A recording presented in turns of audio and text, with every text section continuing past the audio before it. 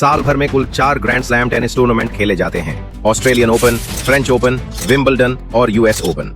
इन चारों में विंबलडन तीसरे नंबर पर आता है और इसे टेनिस की सबसे बड़ी परंपरा माना जाता है। इस समय विंबलडन टूर्नामेंट जारी है और कार्लोस अल्कराज, यानिक सिनर और नोवाक जोकोविच के बीच गजब की प्रतिद्वंदिता देखने को मिल रही है। युवा खिलाड़ी अल्कराज और सिनर ने हाल ही में जोकोविच को लगातार चुनौती दी है और उनके 25वें ग्रैंड स्लैम खिताब की राह में अब तक रुकावट बने हुए हैं। आने वाले समय में ये तिकड़ी टेनिस इतिहास का नया अध्याय लिख सकती है। इस समय दुनिया का सबसे प्रतिष्ठित टेनिस टूर्नामेंट विंबलडन खेला जा रहा है। ये सिर्फ एक खेल नहीं बल्कि एक परंपरा है, एक संस्कृति है। सफेद कपड़े, हरे घास का मैदान, दर्शकों की सन्नाटा पसरी निगाहें और खिलाड़ियों की प्रतिष्ठा, यही है विंबलडन का असली जादू। ये लंदन के all England lawn tennis and croquet club में हर साल जून जुलाई में आयोजित होता है। ये दुनिया का इकलौता ग्रैंड स्लैम है जो आज भी घास यानी ग्रास कोर्ट पर खेला जाता है।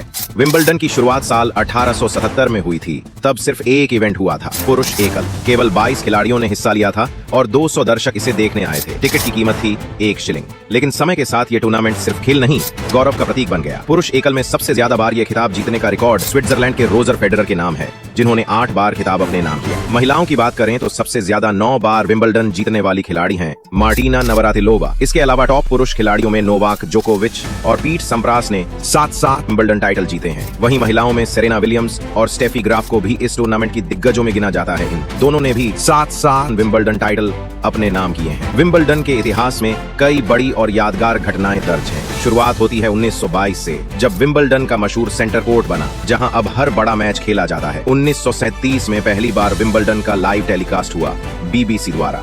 ये टेनिस का पहला टेलीवाइज टूर्नामेंट बना जिसने इसे घर घर तक पहुंचाया। 1968 में ओपन एरा की शुरुआत हुई, जिसमें पहली बार प्रोफेशनल खिलाड़ी भी इस टूर्नामेंट में हिस्सा लेने लगे। 1917 में विंबलडन ने अपनी 100वीं वर्षगांठ मनाई और उसी साल से इसे रॉयल टूर्नामेंट का दर्जा मिला।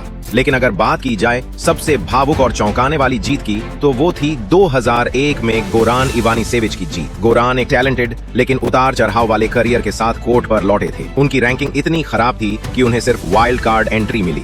किसी को उम्मीद नहीं थी कि वो टूर्नामेंट जीत सकते हैं, लेकिन उन्होंने एक के बाद एक दिग्गजों को हराया। सेमीफाइनल में टिम हेनमैन और फाइनल में पैट राफ्टर को 5 सेट के रोमांचक मुकाबले में पराजित किया।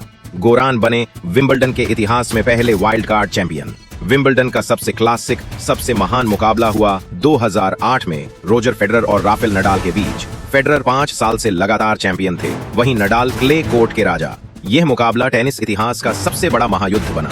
मैच 5 घंटे से भी ज्यादा चला। 2 बार बारिश ने बीच में रोका, लेकिन दोनों खिलाड़ी रुके नहीं। स्कोर था 6-4, 6-4, 6-7, 6-7, 9-7। आखिरी सेट 9-7 से नडाल ने जीता। इस मैच को आज भी the greatest tennis match ever कहा जाता है। जहां इतिहास बनते हैं वहां विवाद भी होते हैं। 1981 में अमेरिकी खिलाड़ी जॉन मैकेनरो ने एक गलत लाइन कॉल पर गुस्से में आकर कोर्ट पर ही चिल्ला दिया, "You cannot be serious." You cannot be serious.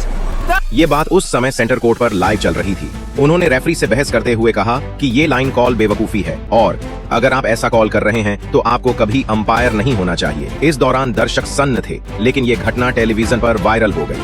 तब से ये लाइन टेनिस इतिहास की सबसे चर्चित पंक्तियों में से एक बन गई। यही नहीं, मैकेनरो ने अपनी ऑटोबायोग्राफी का नाम भी इसी पर रखा, "You cannot be serious", जो 2002 में प्रकाशित हुई और काफी चर्चित रही। 2022 में रूस और बेलारूस के खिलाड़ियों को विंबलडन ने प्रतिबंधित कर दिया। इसका कारण था रूस यूक्रेन युद्ध। विंबलडन आयोजकों का मानना था कि वो ऐसे किसी देश के झंडे तले खिलाड़ियों को खेलने की इजाजत नहीं दे सके जो आक्रामक युद्ध में शामिल है। ATP और WTA ने इस फैसले की आलोचना करते हुए विंबलडन से सभी रैंकिंग पॉइंट्स हटा दिए। ये पहली बार था जब खेल में अंतरराष्ट्रीय राजनीति ने इतनी सीधी टक्कर मारी। इन सब यादगार लम्हों और विवादों के अलावा विंबलडन 2 महान टेनिस प्लेयर्स की लव स्टोरी के लिए भी याद रखा जाता है, आंद्रे अगासी और स्टेफी ग्राफ की। 1992 में अगासी ने अपना पहला विंबलडन खिताब जीता और ग्राफ तब तक कई बार चैंपियन बन चुकी थी। दोनों ही खिलाड़ी अपने अपने करियर के ऊंचाई पर थे, लेकिन निजी जीवन में अकेले। 1999 में फ्रेंच ओपन के दौरान उनकी दोस्ती शुरू हुई, लेकिन असली नजदीकियां विंबलडन के दौरान हुई, जब दोनों को एक प्राइवेट प्रोग्राम में साथ आमंत्रित किया गया। धीरे धीरे मेल जोल बढ़ा और फिर विंबलडन 2000 के दौरान पूरी दुनिया ने पहली बार उन्हें एक कपल की तरह देखा। उनकी प्रेम कहानी की खास बात यह थी कि दोनों ने अपने टेनिस करियर की ऊंचाइयों को हासिल करने के बाद भी एक दूसरे को बिना किसी कंपटीशन के अपनाया। दोनों ने अपने रिश्ते को गुप्त रखा और एक दूसरे की सफलता का सम्मान किया। 2001 में दोनों ने शादी की और आज दोनों टेनिस के सबसे प्रतिष्ठित और मजबूत जोड़ियों में गिने जाते हैं। उनके रिश्ते की शुरुआत वहीं हुई जहां लेजेंड्स बनते हैं। विंबलडन सिर्फ एक टूर्नामेंट नहीं है, ये परंपरा है, ये इतिहास है, ये भावना है। यहाँ हर सर्व, हर फोरहैंड, हर बैकहैंड, हर रैली एक कहानी बोलती है। यहाँ खेल के जुनून के साथ साथ सम्मान, गरिमा और प्रेम भी पलते हैं। यही वजह है कि जब जब टेनिस का नाम लिया जाएगा, विंबलडन का नाम सबसे ऊपर होगा। अगर आपको यह कहानी पसंद आई हो तो इस वीडियो को लाइक करें, शेयर करें और हमारे चैनल को सब्सक्राइब करें।